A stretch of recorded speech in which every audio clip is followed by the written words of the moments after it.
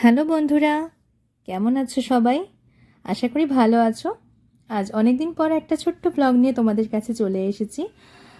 সেটা হলো আমাদের লোকনাথ বাবার বাৎসরিক পুজো, যেটা কিনা আজকের দিন অর্থাৎ 12 তারিখ 12ই ডিসেম্বর হয়ে থাকে।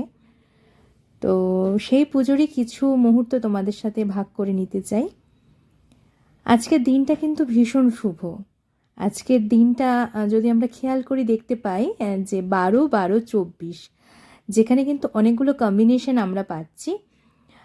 হয়তো তোমরা অনেকেই জানো, তাও আমি একটু ছোট্ট করে বলে দিই। 1 নাম্বারটা হলো সূর্যের নাম্বার, আর 2 নাম্বার হলো চন্দ্রের নাম্বার। 1 আর 2 মিলে হচ্ছে 3, মানে বৃহস্পতি গুরুর নাম্বার।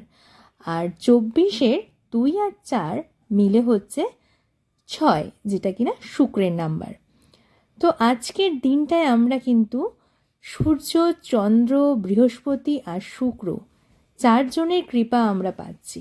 সেই দিক থেকে দেখতে গেলে দিনটা কিন্তু আজকে ভীষণ শুভ।